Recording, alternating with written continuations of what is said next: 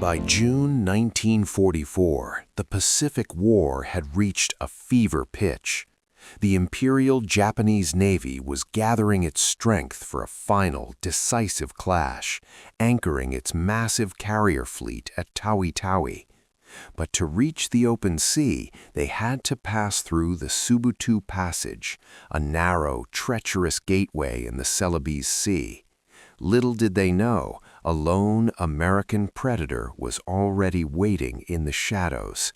This was the USS Harder, and her commander, Sam Dealey, was about to rewrite the manual on submarine warfare. Sam Dealey was not a typical submarine skipper.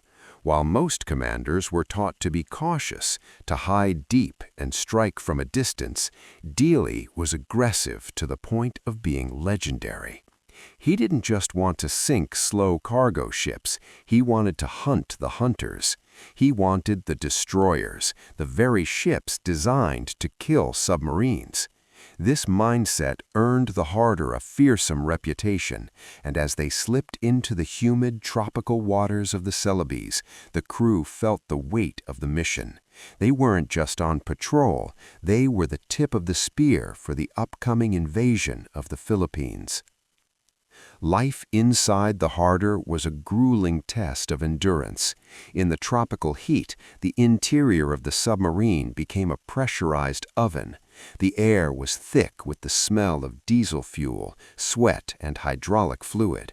Men moved in silence, their skin glistening under the dim red tactical lights. Every ping of the sonar was a heartbeat. Every shadow on the surface could be a Japanese scout plane. Dealey sat in the tiny wardroom, nursing a cup of coffee, staring at the charts of the Ushbu Passage. He knew that the Japanese destroyers were patrolling these waters with a singular focus, to clear the path for their battleships. On the night of June 6th, the radar operator's voice broke the tension. "Contact! Multiple pips, long range!" Dealey scrambled to the conning tower. Through the periscope, he saw the silhouettes of a Japanese convoy guarded by the Minazuki. Most skippers would have dived to 200 feet and waited for a quiet shot. Not Dealey. He ordered the Harder to stay on the surface, using the darkness and the submarine's low profile to close the distance at flank speed. The crew held their breath as the distance closed to just a few thousand yards. The Minazuki spotted the Harder and turned sharply, charging directly at the submarine to ram or depth charge it. This was the ultimate nerves, a game of chicken at 20 knots. Dealey waited until the destroyer was almost on top of them, its bow cutting a white wake through the dark water. "Fire one, fire two," he barked. The torpedoes streaked away, and seconds later, a colossal explosion lit up the night sky. The Minazuki didn't just sink, it vanished in a pillar of fire. The predator of the Celebes had claimed its first victim of the patrol. But the hunt was far from over. By sinking the Minazuki, Dealey hadn't just removed a threat, he had announced his presence to the entire Japanese fleet. The hunters were now the hunted, and the next 4 days would see the USS Harder engage in a rampage that would leave the Japanese Admiralty stunned and paralyzed with fear. The sun had barely dipped below the horizon on June 6, 1944, when the Ushbu Passage turned from a tropical transit zone into a graveyard of twisted steel. For the crew of the USS Harder, the war was no longer about stealth, it was about raw, calculated nerve. Commander Sam Dealey had positioned his submarine in the heart of the Japanese Navy's backyard, and now the first target of his historic 4-day rampage was dead in his sights. The radar had picked up a convoy, 3 tankers escorted by 2 destroyers. Among them was the Minazuki, a fierce, fast hunter of the Imperial Japanese Navy. Most submarine skippers were taught to fire from the beam, the side of a ship, to provide a larger target. But the Minazuki had spotted the Harder's wake. Instead of fleeing, the Japanese destroyer turned its bow directly toward the submarine, black smoke billowing from its funnels as it surged forward at 30 knots. It was charging for a kill, intending to ram the Harder or crush it with a barrage of depth charges. "Battle stations, down the throat!" Dealey's voice echoed through the conning tower. The down-the-throat shot was the most dangerous maneuver in submarine warfare. It required the submarine to point its bow directly at an oncoming destroyer. The target was incredibly narrow, and the margin for error was 0. If the torpedoes missed, the Harder would be crushed by the destroyer's bow within seconds. Inside the torpedo room, the air was suffocating. Men braced themselves against the bulkboards as the Harder pitched in the swell. "Distance, 2,000 yards, 1,500, 1,100, the rangekeeper called out. The Minazuki was a wall of steel rushing toward them, its bow cutting a jagged white scar through the dark water. Dealey waited until he could see the individual rivets on the destroyer's hull through the periscope. "Fire 1! Fire 2! Fire 3!" The Harder shuddered as the steam-powered torpedoes leapt from their tubes.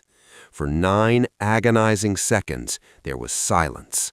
Then, a sound like a mountain collapsing tore through the hull of the submarine. The first torpedo had struck the Minazuki dead center, right under the bridge. A massive secondary explosion followed as the destroyer's own depth charges ignited. The Minazuki didn't just sink, it was literally blown out of the water, its back broken in a pillar of orange flame. But there was no time for cheers. The second destroyer, the Wakatsuki, was already turning to avenge its sister ship. "Take her down! Heavy floor!" Dealey yelled.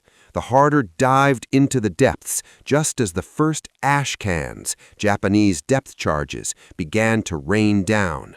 The explosions were so close they shattered light bulbs and sent cork insulation flying like snow through the compartments. The Sibutu ambush was over in minutes, but its impact would last for days. Sam Dealey had proven that a submarine didn't have to hide from destroyers, it could hunt them. As the Harder sat silently in the deep, listening to the propellers of the Japanese fleet searching frantically above, the crew knew they had crossed a line. They were no longer just observers of the war.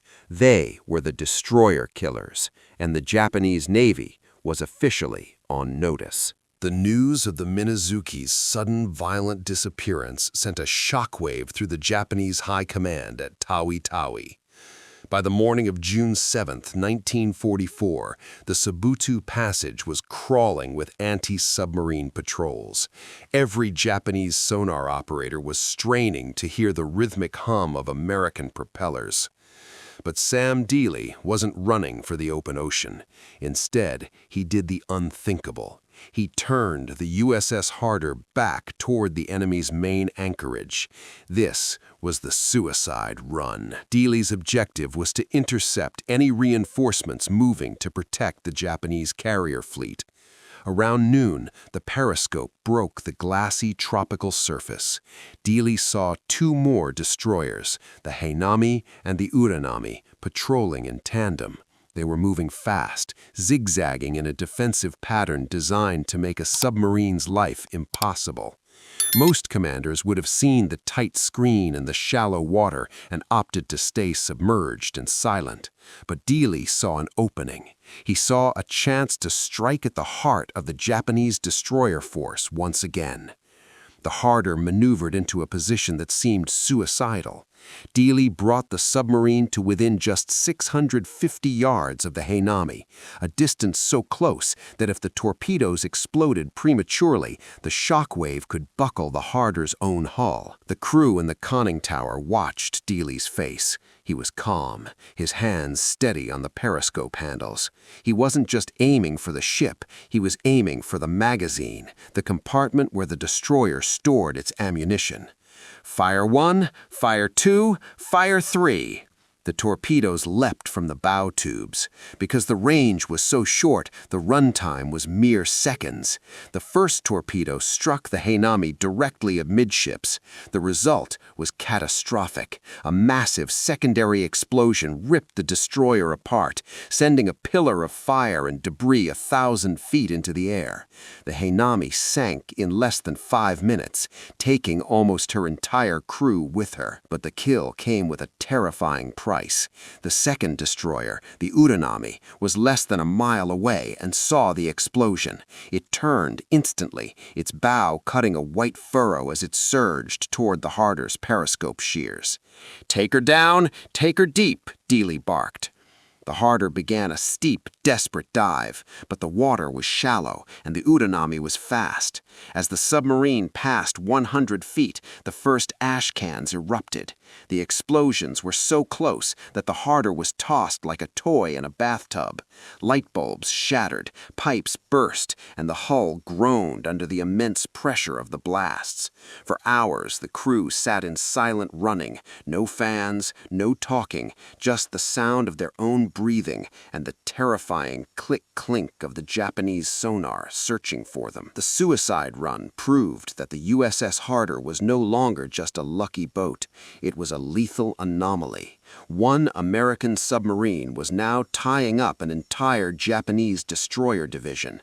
As they sat in the dark, sweating in the stifling 100-degree heat of the submerged hull, the men of the Harder realized they weren't just fighting a war, they were becoming a legend that the Japanese Navy would never forget. By June 9, 1944, the USS Harder had become a phantom that haunted the nightmares of the Imperial Japanese Navy. In just 3 days, Commander Sam Dealey had sent 2 elite destroyers to the bottom of the Celebes Sea, and the Japanese High Command was convinced they were facing a massive wolf pack of American submarines. They couldn't conceive that a single boat was causing this much devastation.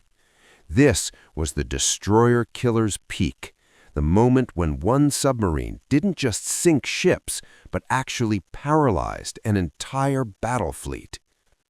The Japanese Admiral Ozawa, anchored at Tawi-Tawi with his massive aircraft carriers, was growing desperate. He couldn't move his fleet to engage the Americans if his screen of destroyers was being picked off one by one. He ordered his remaining hunters to find and kill the ghost of the Subotu Passage at any cost. On the morning of June 9th, the destroyer Tanikaze was sent out specifically to hunt the Harder. It was a deadly game of cat and mouse, but Dealey was the ultimate cat. Through the periscope, Dealey watched the Tanikaze weaving through the tropical swells. The Japanese skipper was experienced. He was zigzagging at high speed, making a torpedo solution nearly impossible. But Dealey's aggression had reached a fever pitch. He didn't wait for a perfect side-angle shot. Instead, he maneuvered the Harder into a position that defied all naval doctrine. He submerged to periscope depth and waited for the Tanikaze to charge. "Range 1,000 yards, 800, 600, the executive officer whispered. The destroyer was coming straight at them, its sharp bow acting like a bayonet aimed at the Harder's heart. The tension inside the boat was thick enough to choke on. Every man knew that if they missed, the Tanikaze would pass right over them, dropping a pattern of depth charges that would crush the submarine instantly. "Fire 1! Fire 2!" Dealey barked. The torpedoes raced out. The run was so short, less than 30 seconds, that the crew barely had time to brace themselves. A double explosion rocked the ocean floor. The Tanikaze didn't just sink, it disintegrated. The magazine had ignited, sending a mushroom cloud of fire into the sky that could be seen for miles. But the real victory wasn't just the sinking of the Tanikaze. The destruction was so swift and so violent that Admiral Ozawa panicked. Convinced that the waters around Tawi-Tawi were infested with dozens of American submarines, he delayed the departure of the entire Japanese carrier fleet. This delay gave the U.S. Navy precious time to prepare for the upcoming Battle of the Philippine Sea. Sam Dealey and the crew of the Harder had achieved the impossible. One submarine had successfully intimidated an entire carrier task force. As the Harder slipped away into the deep, leaving the burning remains of the kamikaze behind, they had reached the absolute peak of submarine warfare. They weren't just destroyer killers anymore. They were a strategic weapon that had altered the course of the Pacific War. By the middle of June 1944, the USS Harder had achieved what many naval strategists thought impossible. In just 4 days of intense, high-stakes combat, Commander Sam Dealey and his crew had sunk 5 Japanese destroyers, the very ships designed to hunt and destroy submarines. As the Harder finally turned her bow away from the blood-stained waters of the Ushbu Passage and headed toward the Allied base at Darwin, Australia, the atmosphere inside the boat was a mix of exhausted relief and somber realization. They weren't just returning from a patrol. They were returning as a legend of the deep. The reception in Darwin was unlike anything the crew had ever experienced. Word of the destroyer killer's Rampage had preceded them. As the battered, salt-crusted submarine pulled alongside the pier, every ship in the harbor sounded its whistle. Admiral James Fife himself was waiting on the dock to greet Dealey. The Harder's 5th patrol was immediately hailed as the most brilliant submarine operation of the Pacific War. For his conspicuous gallantry and intrepidity, Sam Dealey was awarded the Medal of Honor, the United States' highest military decoration. His crew received a Presidential Unit Citation, marking them as one of the most elite teams in the U.S. Navy. But legends often carry a heavy price. Despite their success, the war continued. In August 1944, during her 6th patrol off the coast of the Philippines, the USS Harder's luck finally ran out. While engaging a Japanese escort ship, the submarine was caught in a shallow-water depth charge attack. There were no survivors. Sam Dealey and his destroyer killers remained at their battle stations, settling into the eternal silence of the ocean floor. For 80 years, the final resting place of the USS Harder remained one of the great mysteries of the Pacific. The ghost of the Ushbu Passage had vanished into the deep, leaving behind only the stories of her incredible bravery. But in May 2024, the legend was reborn. Using advanced sonar and underwater drones, a specialized search team discovered the wreck of the USS Harder sitting upright and remarkably intact at a depth of 3,000 feet near the northern Philippines. The discovery of the wreck provided a final poignant chapter to the story. Seeing the Harder through the cameras of a remote-operated vehicle, still standing tall in the darkness, reminded the world of the sacrifice made by the silent service.